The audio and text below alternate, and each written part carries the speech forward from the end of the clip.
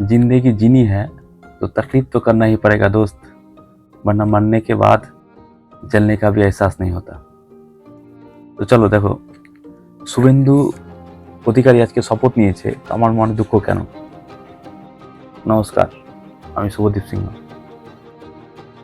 অভিষেক বাবু হেরেছে, তাই আমার মনে দুঃখ। আচ্ছা ধরো, সারা বছর পড়লে, পরীক্ষায় ফেল করলে কেমন লাগবে? চাকরির পরীক্ষার জন্য 4 বছর 5 বছর পড়ে আসলে সেখানে তুমি চাকরিটা পেলে না বা ফেল করলে, সেটা কেমন লাগবে? তো সেরকম ঠিক আমাদেরও খারাপ লেগেছে, আমারও খারাপ লেগেছে। তো অভিষেক বাবু মানে এখানে আমি কিন্তু তৃণমূলের সেকেন্ড ইন কমান্ড অভিষেক। আমার হচ্ছে আজকে পূজা দেওয়ার মেন কারণ ছিল, আমি পুজো দিয়েছি আজকে বেশ কয়েকটা জায়গায়। তার মধ্যে হচ্ছে যেখানে আমি অ্যাক্সিডেন্ট করেছিলাম 2023 সালের 19শে ডিসেম্বর মঙ্গলবারের দিন সন্ধ্যাবেলা, আমি যেখানে অ্যাক্সিডেন্ট করেছিলাম সেখানে আজকে পুজো দিলাম। আজকে এখানে পুজো দেওয়ার কারণ হলো যে আমি তো অ্যাক্সিডেন্ট করেছিলাম, সেই জন্য তো একটা পুজো দিলামই, প্লাস গভর্নমেন্ট আসবে বলে আমি হচ্ছে মা মনস্কামনাতে কালী, মা কালীর কাছে, বজরঙ্গলির কাছে, সব জায়গাতে মানত করা ছিল। তো যথারীতি গভর্নমেন্ট এসেছে, আমি পুজো দিয়েছি। বজরঙ্গলির কাছে আরেকটা মানুষ আছে, 1001টা লাড্ডু আর 1001টা হনুমান চালিসা বই আমি বিতরণ করবো কোনো একদিন পুজো দিয়ে। সে আমার হচ্ছে সংগঠনের সবাই যেদিন বলবে সেদিন আমি সময় মতো করবো। মন খারাপের কারণ হলো এত সংগঠন হয়ে কাজ করলাম, অথচ আমার এলাকাতে রতুয়াতে আমি বিজেপিকে জিতাতে পারলাম না, বা আমরা জিতাতে পারলাম না চেষ্টা করার পরেও। আচ্ছা, বিজেপি জিতলে এখানে আমার কি সুবিধা হতো? আমি কয়েকটা আবদার করবো ভেবে রেখেছিলাম। সেটা হচ্ছে আমার স্কুলে, আমি যে স্কুলে চাকরি করি সেই স্কুলে না 95% মুসলিম আর 5% হিন্দু, যার মধ্যে পাহাড়ি আর রবিদাস। তো চেয়েছিলাম এখানে যদি বিজেপির এমএলএ হয় তাহলে আমার স্কুলটা গ্রাউন্ডটা চারদিকটা ঘিরে দেওয়ার প্রাচীর দিয়ে, হ্যাঁ, 2 সাইড ঘিরলেই হয়ে যেত। তো 2 সাইডটা ঘিরে দেওয়ার, আর 2টো রুম, একটা করে রুম নিতাম, 2টো রুম চাওয়ার, যেটা দোতলাতে রুমটা হতো। এগুলো কিছুটা। আর একটা আমার পাশের গ্রামে বৈরগাছি বলে একটা গ্রাম, এখানে কোনো রাস্তা নেই। সত্যি বৈরগাছি গ্রামটা পার করেই আমাকে স্কুল যেতে হয়। ওই গ্রামে কোনো রাস্তা নেই, ওই গ্রামের লোক যে বেরোবে, বাইরে বেরোনোর কোনো রাস্তা নেই। ইভেন তাদের ভোট দিতে মূর্চা আসতে হয়, তো মূর্চাতে আসারও তাদের রাস্তা নেই, মানে ভোট দিতে যে আসবে সেই রাস্তাটুকুটাও নেই। বৃষ্টি পড়ে গেলে ভোট দিতে আসতে খুব অসুবিধা হয়, অনেক ঘুরে ঘুরে তাদেরকে আসতে হয়। তো এই কয়েকটা আমার আবদার ছিল। এবার দেখুন, যদি কিছু করে না রাখি তাহলে আবদারটা কি করবো কি করে? কোন মুখ নিয়ে আবদারটা করবেন? শুধু ভোট দিয়েছি বলে আবদার করে দিব? একটা দুটো ভোটে কি হবে? এলাকাতে কি জিতাতে পেরেছি? এবার যদি আমি বুথ ভিত্তিক রেজাল্টগুলো বলি, তাহলে মূর্ছা হচ্ছে 296 নম্বর বুথ।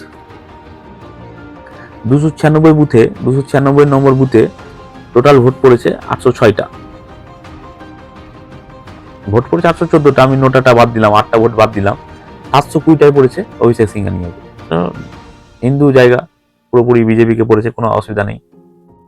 295 নম্বর বুথ মূর্ছা বৈরগাছি, 95টা পুরোপুরি মূর্ছা, আর 96টাতে বৈরগাছি আছে। বৈরগাছির মধ্যে এখানে মূর্ছার ঘোষপাড়া, খারবার পাড়া, আর বৈরগাছি হচ্ছে কার্তিক মন্ডল টোলা, এরা ভোট দেয় 296 নম্বরে। তো এখানেও 613টা বৈরগাছি থেকে ভোট পড়েছে বৈরগাছি মূর্ছা নিয়ে। এখানেও হচ্ছে কয়েকটা ভোট, 3টা হচ্ছে সিপিএম এ পড়েছে, 4টা সিপিএম এ পড়েছে, আর 29টা হচ্ছে টিএমসিতে। ওই টুটা ঠিক আছে, কোনো ব্যাপার নাই। তো এই মূর্ছা বৈরগাছি এরাও হচ্ছে সম্পূর্ণ ভোট বিজেপিতেই পড়েছে।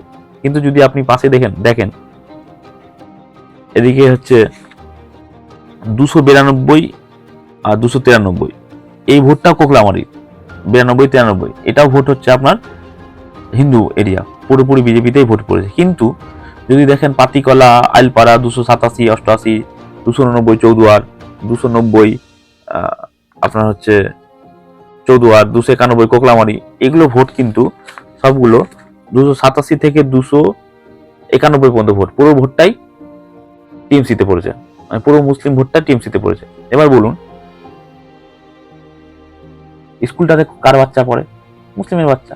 আমরা কোনোদিন ডেভেলপমেন্ট যখন যারা আমরা চেয়েছি যখন, তখন আমরা কিন্তু হিন্দু মুসলিম হিসাবে চাইনি। আমি চেয়েছি স্কুলের হোক, রাস্তা যে হবে ওখানে হিন্দু হাঁটবে মুসলিম হাঁটবে এই বলে না, ওখানে রাস্তাটা হোক। এবার ভোটটা দিলে আমি অভিষেক সিংহানিয়ার কাছে গিয়ে আবদার করতে পারতাম, দেখুন আপনার হয়ে কাজ করেছি আমরা, এই প্রুফ আছে, ছবি তোলা আছে, সংগঠনের ছবি তুলে রিপোর্ট দিতে হয়, তো আমাদের রিপোর্ট আছে দেওয়া, এগুলো দেখুন, চেক করুন, তারপর আবদার করা যেতে পারে। এবার যখন এখান থেকে টিএমসি জিতে গেছে, এখন আবদার টাকার কাছে করবে, এটাই দুঃখের বিষয়, এটাই আক্ষেপের বিষয়। এবার দেখুন, এখন কিন্তু প্রচুর মুসলিম বিজেপিতে আসতে চাইছে, আমাদের সংগঠনে জুড়তে চাইছে, আসছেও, ইভেন আসার চেষ্টাও করছে প্রচুর। এটা যদি ভোটের আগে হতো, তখন যদি পালসটা বুঝতে পারতো যে ভোটটা দিয়েছি বলে আমি আসতে চাইছি, আর ভোটটা দিয়েছি বলে আমার ডেভেলপ করো বা করা হোক, তাহলে কেমন হতো? এই আবদারটা আমরা জোর করে রাখতে পারতাম। এখন যখন দেখা যাচ্ছে ওদের এলাকাতে ভোট আছে 749টা, আর ভোট পড়ছে বিজেপিতে মাত্র 24টা, ভোট আছে 640টা, ভোট পড়ছে 22টা, ভোট আছে 1035টা, ভোট পড়ছে 11টা, বাকি সবাই কোথায় পড়ছে? সমান মুখার্জি টিএমসিতে। এখন হার জিত লেগে থাকবে, এটা নিয়ে বড় কথা নয়, কিন্তু আমি বিজেপি সরকার গঠন করেছি, এটা দিয়ে খুশি আছি, তাই পুজো দিয়েছি। আমার অ্যাক্সিডেন্টের সময় ভগবান প্রত্যেকের পরীক্ষা নেয় একটা ভালো সময় দেখানোর জন্য, খুব খারাপ সময় দিয়ে যেতে হয়, তা আমি সেই খারাপ সময় দিয়ে গেছি। তো ভালো সময় দেখার জন্য খারাপ সময় দেখতে হয়, প্রত্যেকে দেখতে হয়, আমরা কেউ ব্যতিক্রম নয়। তাই হচ্ছে সমস্ত পাপ যাতে মুক্ত হয়ে সরকারটা ভালো করে চলতে পারে, তাই আমি পুজো দিয়েছি আজকে। বা ভবিষ্যতে আরো যেগুলো পুজোর কথা বলেছি সেগুলো পুজো এক এক করে দেব। কিন্তু যদি পশ্চিমবঙ্গে যেমন বিজেপি সরকার আসলো, শুভেন্দু বাবু আজকে শপথ নিলেন মুখ্যমন্ত্রী হিসাবে, আমাদের যদি অভিষেক সিংহানিয়া বাবুও যদি এখান থেকে এমএলএ হিসাবে জিততেন, জয়ী করতে পারতাম আমরা, তাহলে আবদারটা আরো বেশি করে রাখতে পারতাম। আজকে যে কথাটা যতটুকু বলতে পারবো উনাকে, সেই কথাটা আরো জোরালো করে বেশি আবদারের সঙ্গে বলতে পারতাম। কিন্তু উনি যখন দেখবেন, আচ্ছা মুরচা বৈগাছি যেগুলো হিন্দু এলাকা, তারা কি দোষ করলো? তারা তো ভোট তো দিল, কিন্তু এমএলএ কে আনতে পারলো না। আপনারা আসছেন, মুসলিম ভাই বোনরা এখন আসছে, প্রত্যেকে অনেক বেশিরভাগ জনই আসছে, গ্রুপ করে সব জয়েন হচ্ছে বিজেপিতে। কিন্তু এটা যদি আগে বুঝতে পারতেন, যদি আগে দিতেন, এই সমর্থনটা যদি আগে দিতেন, তাহলে জোর করে বলা যেত আমরা ভোটটা দিয়েছি, এই কাজটা করুন। বিরোধী থাকবেই, বিরোধী থাকা উচিত গণতন্ত্রে, বিরোধী শূন্য গণতন্ত্র সঠিকভাবে চালনা করা যায় না, কারণ বিরোধীরাই হচ্ছে সরকারের আয়না। কিন্তু যে বিরোধীটাকে জেতানো হয়েছে, যে সমর মুখার্জিকে জেতানো হয়েছে, তিনি কি আয়না হতে পারবেন? কোশ্চিনটা আমার ওখানে।